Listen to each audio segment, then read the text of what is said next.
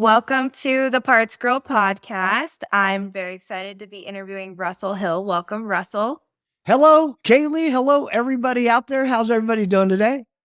This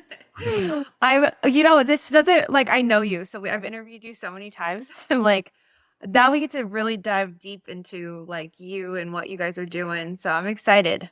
Okay. Which diving board do you want to jump off first? I feel like there's a lot of them we can Is. just ask so many questions.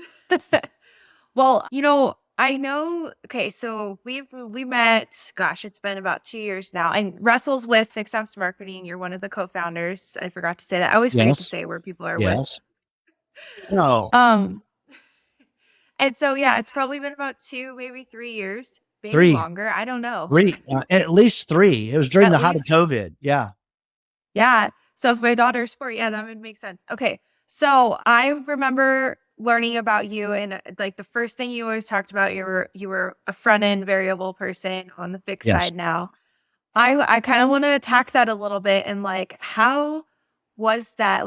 Because I feel like I struggle myself, the fact that I've never worked at a dealership, and then I'm talking about PartsEdge and what we're doing, and even though I've been with PartsEdge for so long, that had to have been a struggle for you, going from variable and trying to get your name out there and fixed. It Fixed has people or are hasn't? hard. It It had to be hard.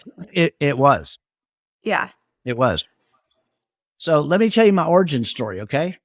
Yeah. 1968, I got my first Hot Wheel, and that's what started my career. Believe it or not, I was obsessed with Hot Wheels, and I still wish I had a lot of those red lines from back then, because they are worth a ton of money, even if they're banged up and the paint's coming off and the wheels are Really? banged up. Oh, yeah. That's good to know, because I have a box of Hot Wheels from my dad's childhood, my childhood. Oh, my gosh. There were some of them worth hundreds, if not thousands of dollars. Oh, I need to look for that box. Yeah. Now, if you want the real money makers, if they were still in the blister packs and they weren't dog-eared and bent and, et cetera, people will pay, 6, 7 times even what they're worth. It's incredible. Even if the packaging's all messed up? They'll pay all the money for it if it's in the original packaging. Yeah. So if you got it, I wish I wouldn't have said anything, and maybe I could have bought it from you or something for $100. No, well, I'm going to go through it and say, Russell, is this one, is this valuable? Yeah, you can look on eBay, and there's plenty of online stuff where, I have thousands and thousands of dollars of Hot Wheels and NASCAR stuff in boxes in my garage that I spent back in 1997, 98, and I've held on to them all in their original blister packs and et cetera. So I know this isn't about Hot Wheels, but that's how I got started. Fun fact about Russell. Yes. He collects Hot Wheels and NASCAR stuff. Well, I started selling cars in 1985. Okay. At Tyson Buick in Fort Worth, Texas.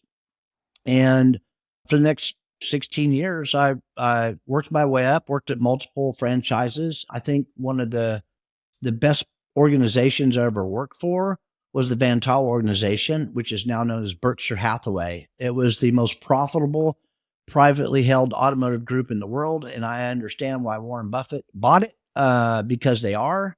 Now, things have changed since then, but that's where I really cut my teeth, and I learned so much. It was incredible.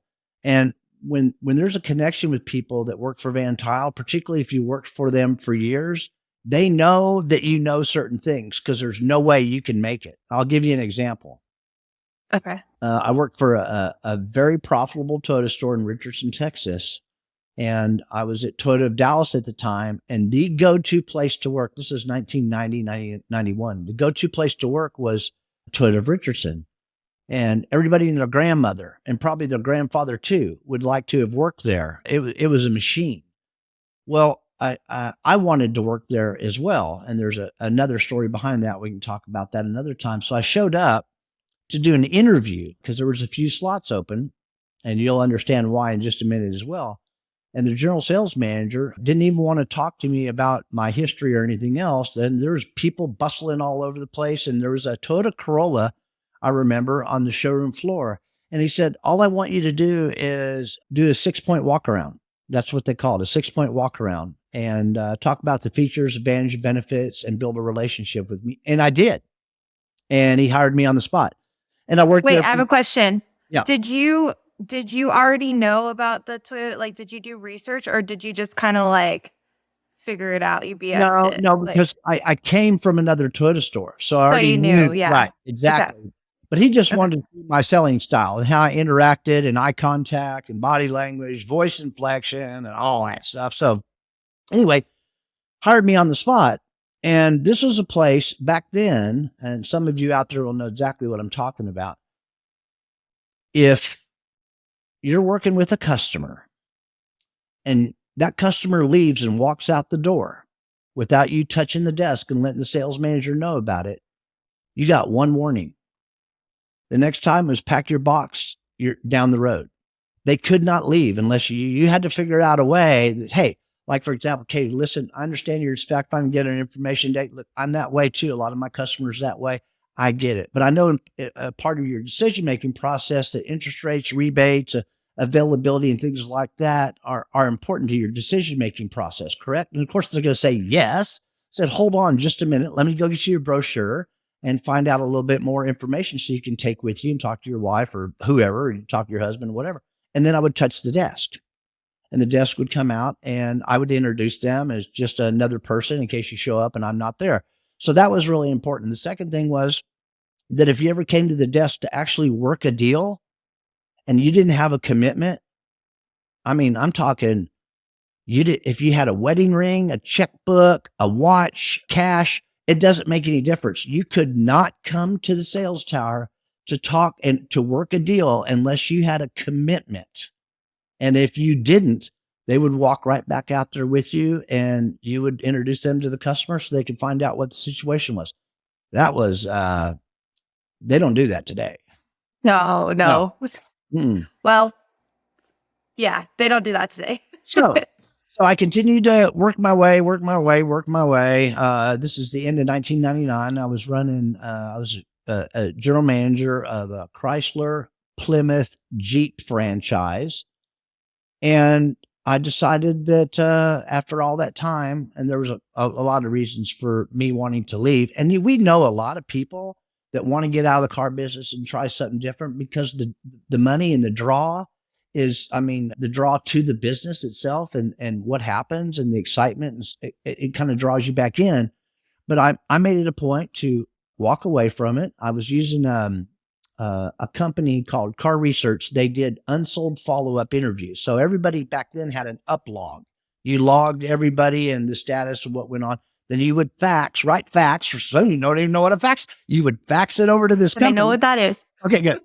You fax it over to this company and they would call the customer third party, to find out about their experience, etc. And it was amazing information that helped turn a lot of deals around. So you didn't actually leave the industry. You were still in it. I left and went to work for a lot less money, but I wanted to do something different. Went to work for this company. Now, 6 months later, we started designing software for a really well-known during the early 20s CRM called Car Research. Now, it's still out there today, not like it was back in the day. The only real competition that I remember is one company called Higher Gear and another one called Elite. Now, Elite is huge today. But we started designing the software and it was really amazing because most of the design stuff or the front end use of it was from my experience with the Van Tall organization. Because look, there's no magic, coincidence, or luck out there. Everything is numbers. It's all math. Everything is math. So you reap what you sow, biblical, however you want to look at it. So I worked for them for 11 years, became an actual sweat equity partner in the company and sold my shares in 2011. And walked away. The company's been bought and sold twice since then, but walked away. And I met Rick Eckert during that time, who's my business partner today. He's a genius, I got to tell you. And we started another company called R&D Interactive. We did websites and email marketing and paid search and things of that nature. And then we gave that hell for 9.5 years to bring us to where we're at today. So we got this idea. Back in 2019, we sold our shares back to the one remaining partner of R&D, and it's pretty much defunct now. It got bought out and they don't even do business. We thought, what is the next big thing? What is the next big thing out there? Well, it had to do with, we thought, with fixed operations. We wanted to get out of the front end of the side. The website business was killing us. The margins were horrible. The heat was high. And then manufacturers started mandating which website vendors you could use and the compliancy. And it just got like, it wasn't even worth the money anymore. So sold it, walked away, got this idea. So my business partner, Rick Eckert, we put together a very detailed 13-month business plan. He flew in from Oregon. I set up 3 meetings in one day. Now, we had a business plan with 13 months with numbers. We had some mock-ups of what we thought, what we wanted to do and how we were going to do it.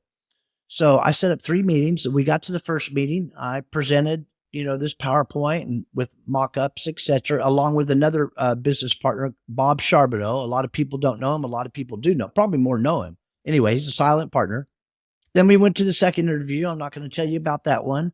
And then we went to the third interview. And by the time we got to the third interview, presentation, all in the same day, the first guy called. He owned multiple dealerships. And he said, stop. I don't know who you're talking to. Don't care. I'm in for all the money. And he gave us the seed money to start Fixed Ops Marketing, which is the company we have today. Yeah. And that was, what year was that? That was the end of 2019. We rolled out our first product January 7th of 2020. Still a client to this day, our very first client.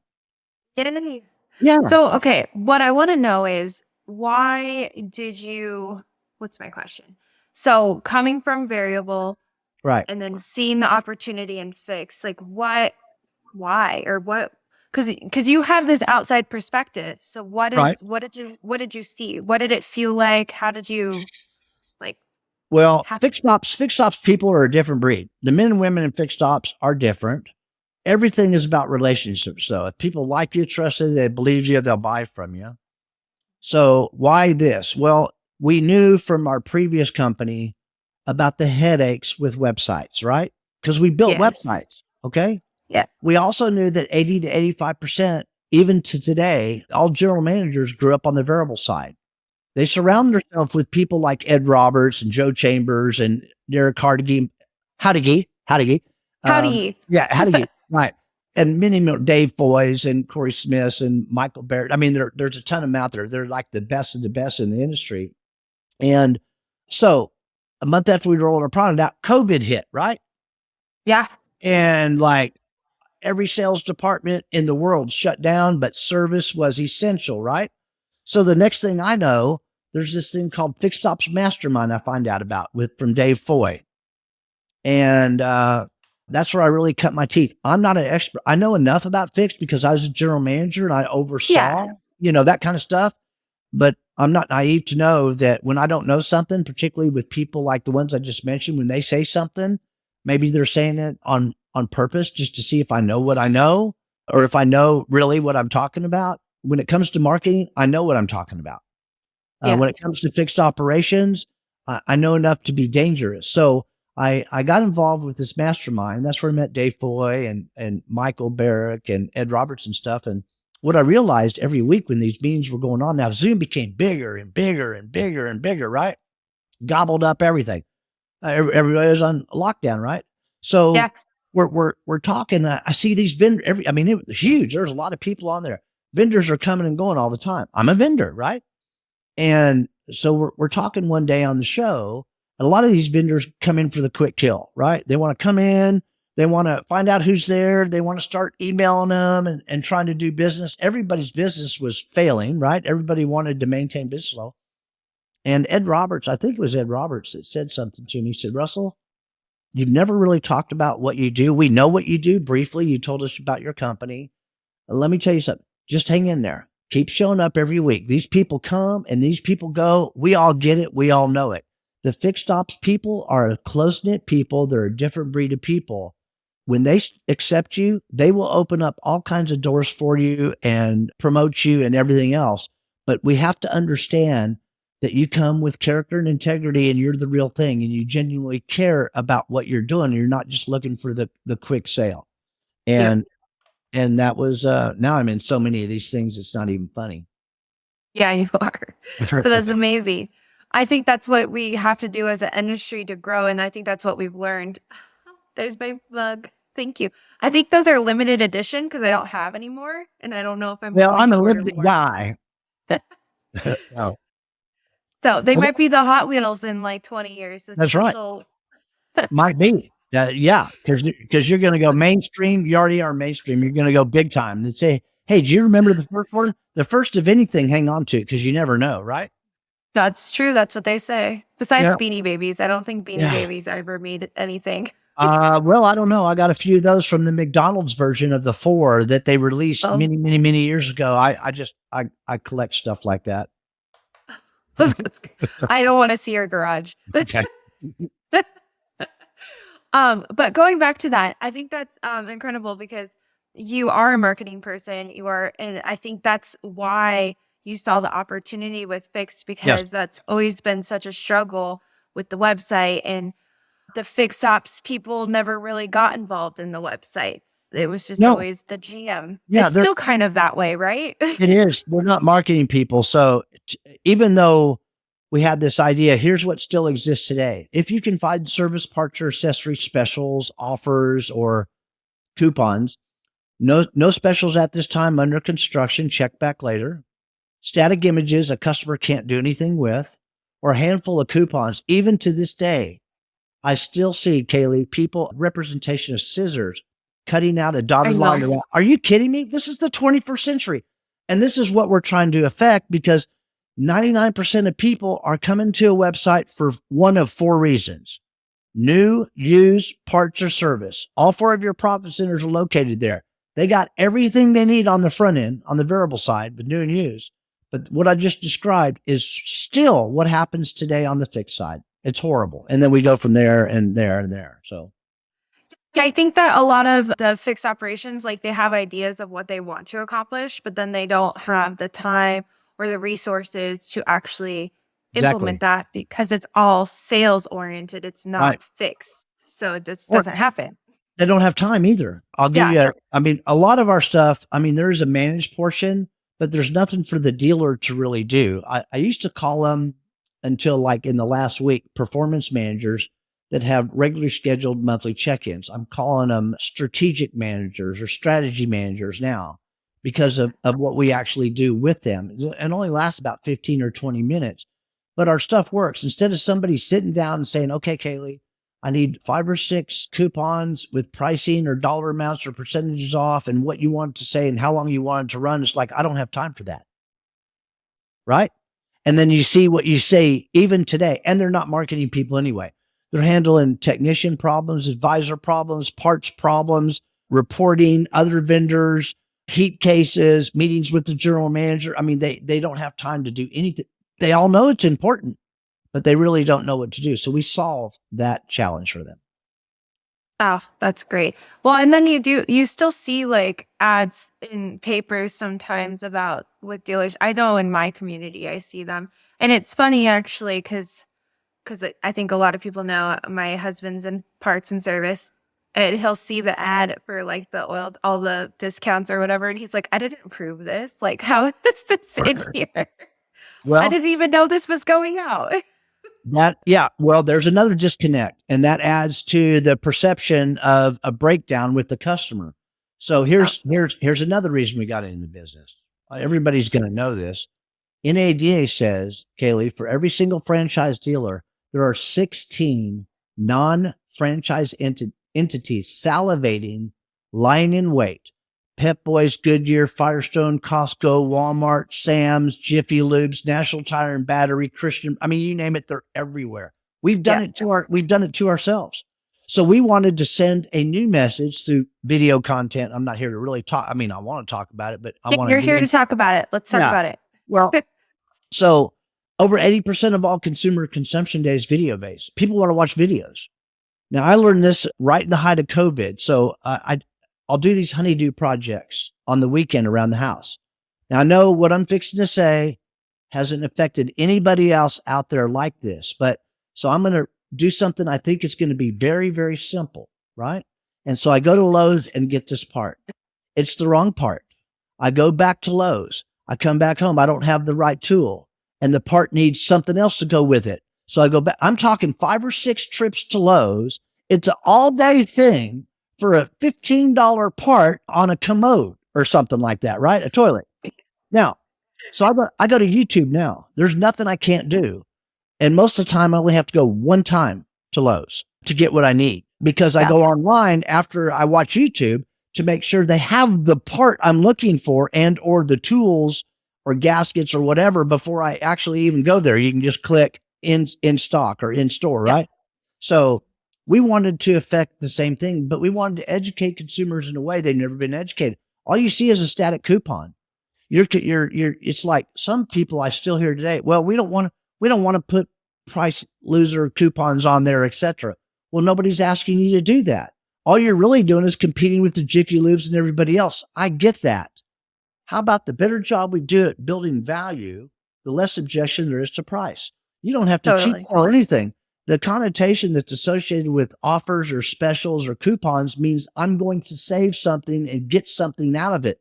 You don't even have to lose money. And so, right. So you have that stuff on there. So I'll give you a good example.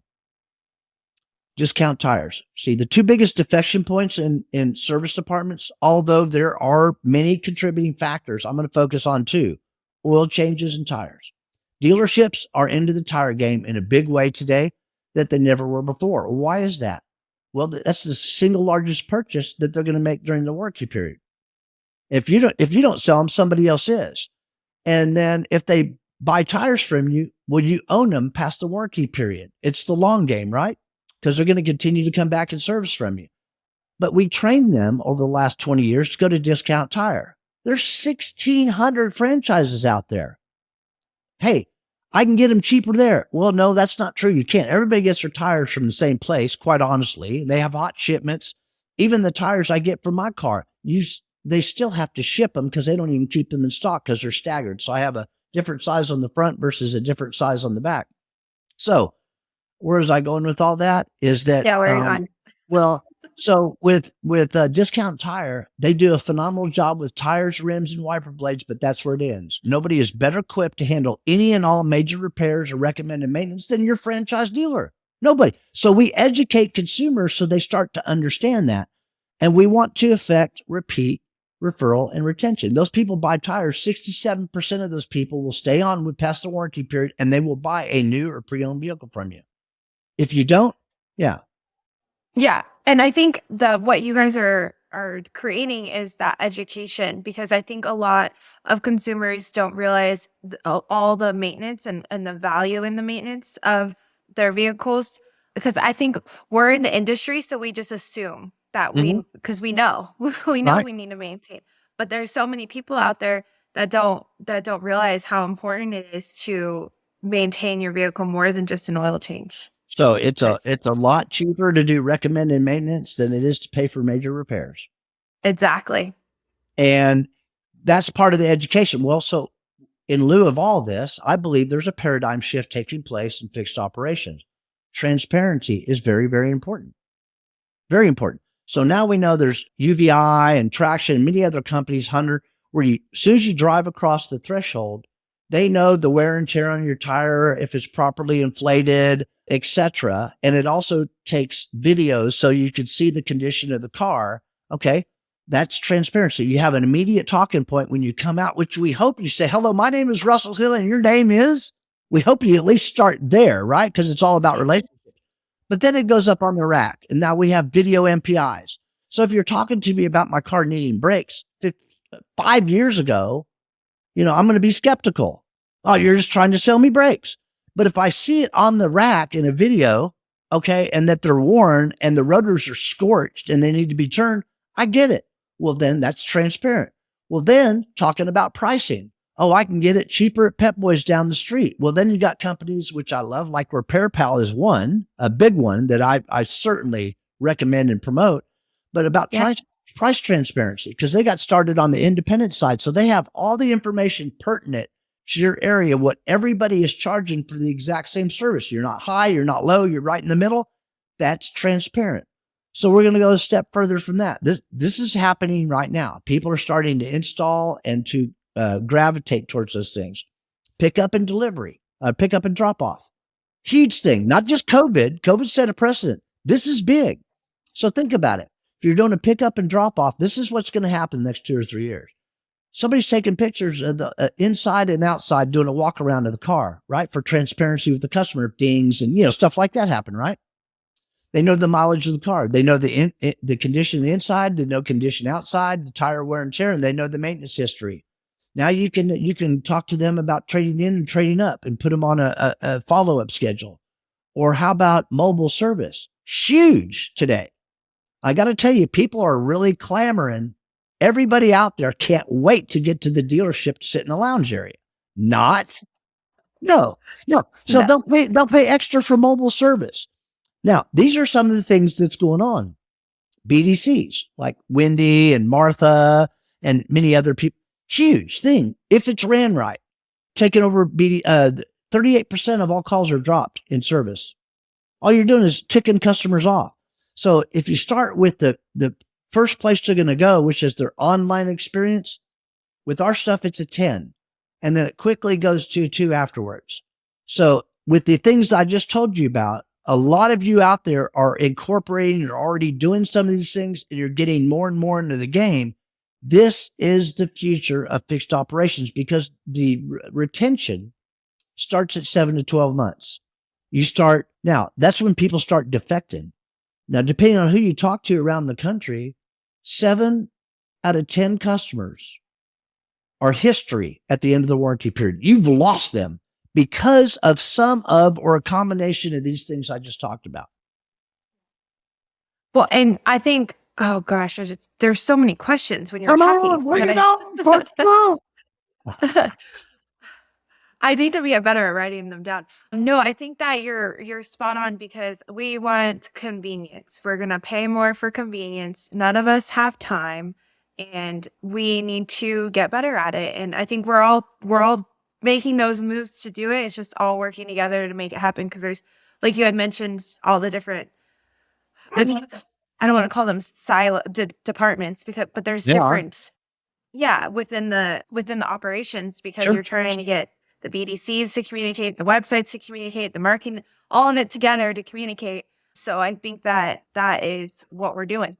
And you used a very powerful word a minute ago, and I want to chime in on that. You used the word convenient. Convenient. Yes. Okay. Yeah. So I ask people this all the time, and they know there's something to it. They just don't know sometimes how to answer it. But I'm going to ask you, and this is for everybody out there. At a convenience store down the street, a gallon of milk is $5.83. At Walmart, it's $2.25. Which one's cheaper? The convenience store. If I just need milk, because it's just easier. It is, and that's what by the time people think Walmart is, most of the time that's how they answer. By the time you get to Walmart, which is probably 20 minutes away, you're not going to park your car anywhere close. It's going to be out at the end of the parking lot. Where's the dairy products? At the very back end of the store. And if you think you're getting out with just a gallon of milk, you're not. It's $100 now. Yes. Now, at least $100. Exactly. Yeah. And by the time you get out of the store and get to your car, a cart has dinged your door that somebody left and it rolled into your door. And then you get home. Now you spent 45 minutes. You didn't go just get a gallon of milk. You ended up dropping $100. You got a ding in your door. Your time is a factor, the wear and tear in your car, the gas and all that stuff. Or you go down the street a minute and a half or 5 minutes back to the convenience store, pay the $5.83 and come on home. People will pay for that. We absolutely will. Absolutely. And so I want to talk about because you're going to be speaking at Digital Dealer, right? I am. Yes, ma'am. And that's kind of shifting topics a little bit because I think, are you talking about AI or is that? The title is AI, EV, and the Future of Fixed Operations. It's a 90-minute deep dive that I didn't even know they did. And it's at 2:10 p.m. on October 17th. So I'm going to do my best to be informative, entertaining. I'm going to be all over the place, walking around, talking to people.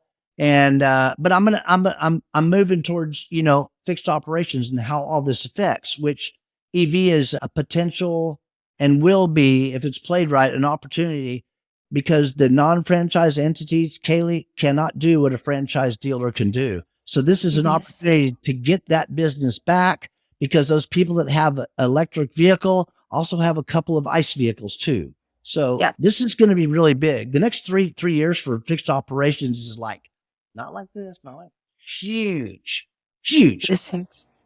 Yeah, and then you're also talking about AI, which is such a huge topic right now, and I think there's a lot that can be done with it. And so, what are you going to talk about how Fixed Ops is utilizing AI technology, or I'm going to because talk about a little bit about AI in general, a little bit about electric vehicles in general, what's going on today, and how that all ties in and plays to my wrap up, how it affects fixed operations in a dealership today and in the next 3 to 5 years.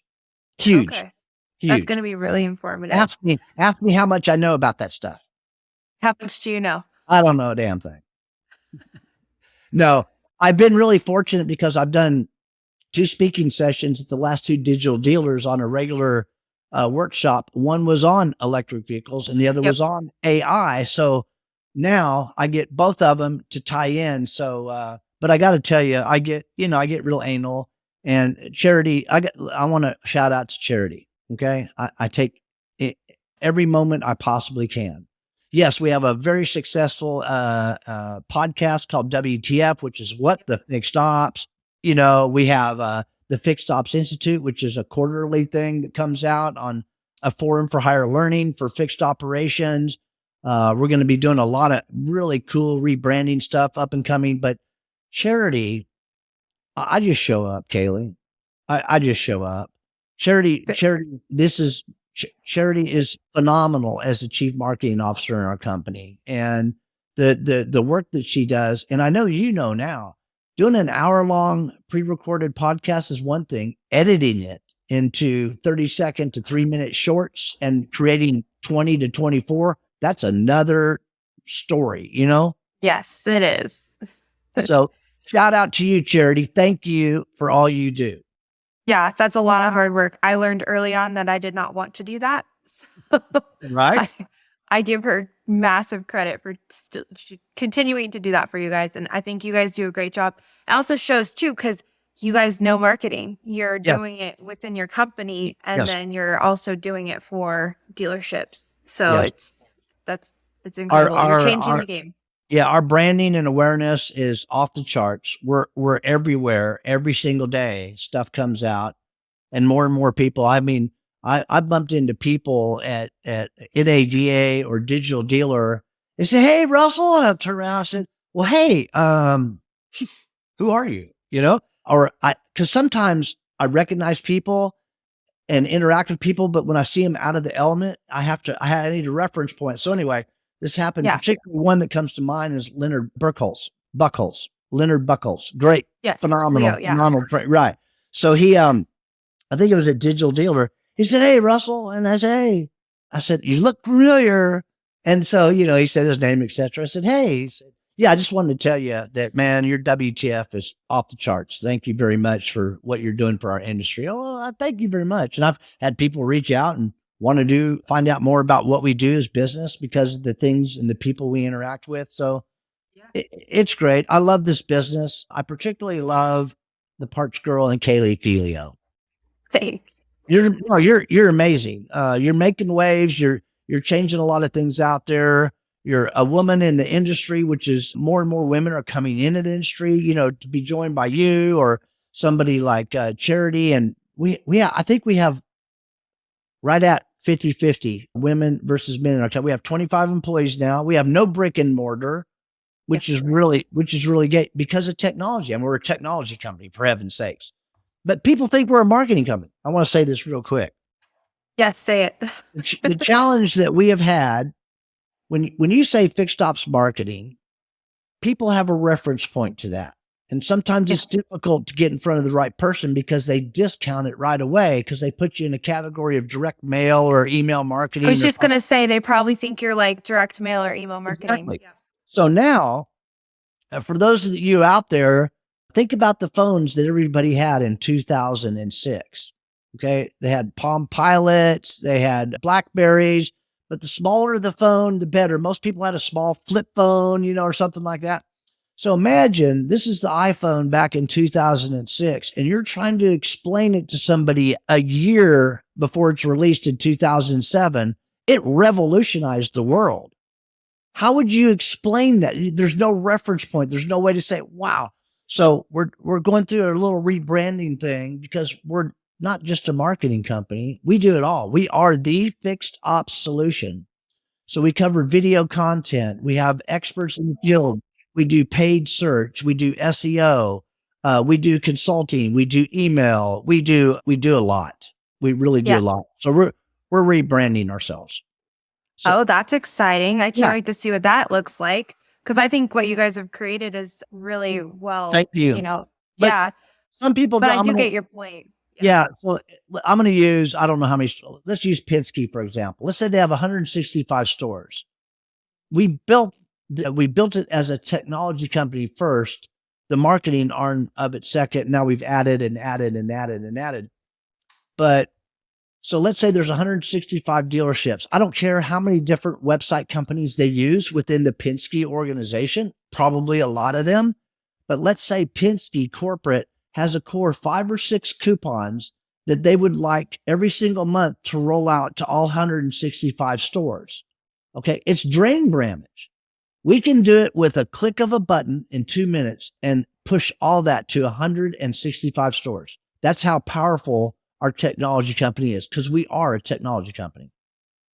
So it's not just so it's technology that helps you guys That's right. execute That's right. everything. Yeah. That's right. So it's not just doing the work, your technology is Yep. doing it. Yeah, Yeah, it's not that makes not sense. just video coupons, it's ROI, it's paid, it's SEO, it's email marketing, it's conquest marketing, it's technology. So people could actually, even if Penske's not going to pay for our top tier product in all 165 stores, but they love the sound of that technology that I just told you about, but they can license our software. See, we can license our software to huge organizations to be able to do what we're doing for a fraction of the money. So I wanted everybody to know that out there if you're wondering, okay? We are a technology company first, and a marketing company, and a video company, and It's all tied together That's because right. you need technology to be able to execute the marketing, and you guys are just focused on That's right. the marketing side Yeah. of fixed ops. Yeah. And some of our stuff is AI too. Oh, okay. So do you want to dig into that a little bit? Yeah. If you see our content on anybody's website, and a lot of you already know me or Kaylee, so you know who some of the people we're associated with. But all the videos you see, we have 1,200 videos in our library, half English, half Spanish. And we're not talking Google Translate hybrid, half English, half Spanish. We're talking about the real thing, SEO and everything included. But all the videos, when you hear the voiceover, that's all AI. Oh, interesting. Yep. Okay. Yep. And now we're developing French, Canadian, and Portuguese, because by the end of the year, we plan on going international.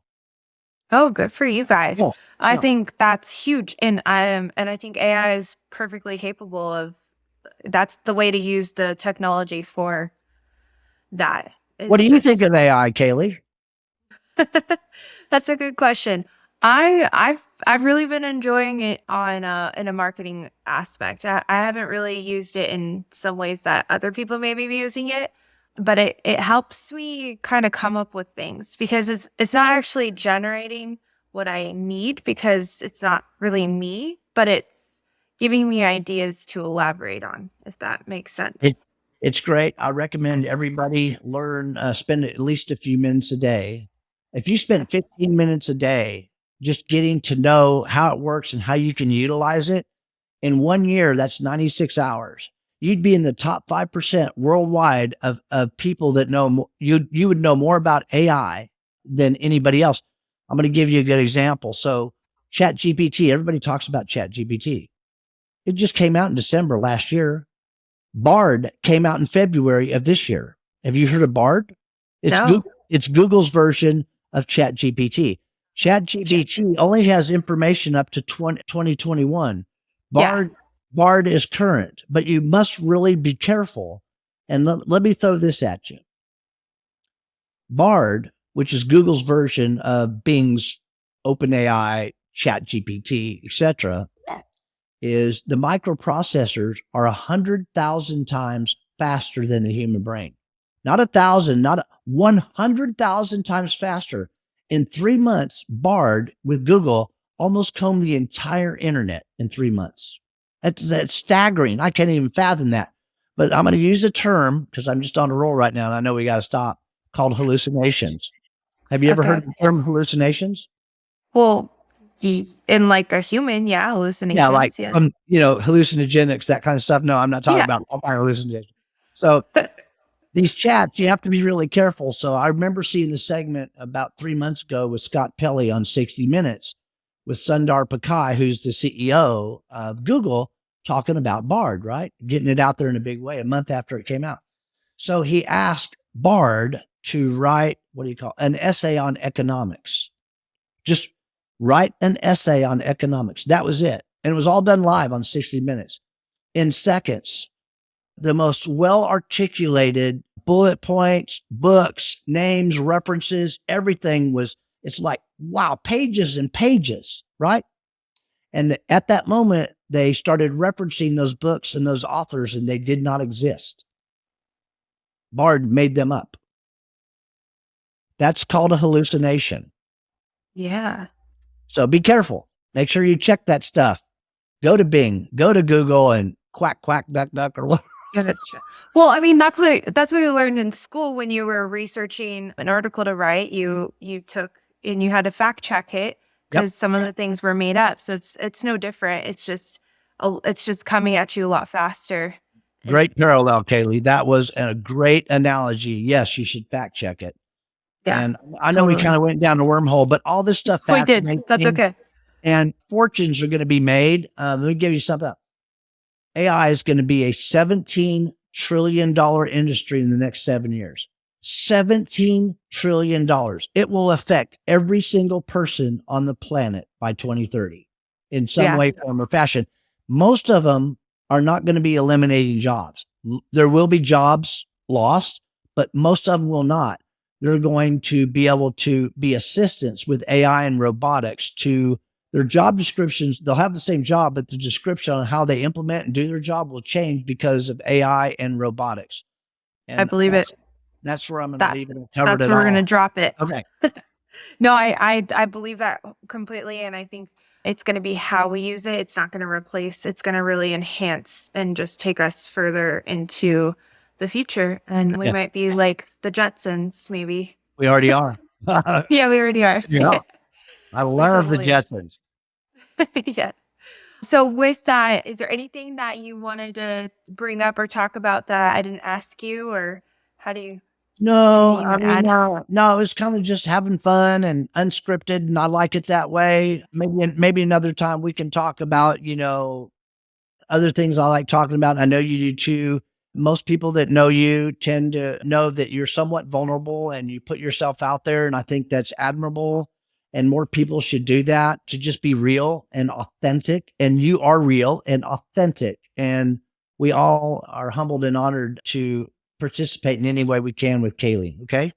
I appreciate that. And I feel the same way with you. And I think next time we'll have one of those deeper conversations, because I think there's just a lot to be talked about. Yes. So absolutely. No, there is. Absolutely. So thank you so much, Russell, for sharing everything. Thank you very much. Talk to everybody soon. Love everybody. Peace out. Peace and blessing. Digital Dealer again is when and where? October 17th, Vegas, Mirage, 2:10 p.m., EV, AI, and the future of fixed operations. Come on. Yay. So exciting. All right. Thanks, Russell. Thank you. Thank you for joining us. PartsEdge, the power tool for your parts department. We hope you're leaving feeling motivated, challenged, and inspired.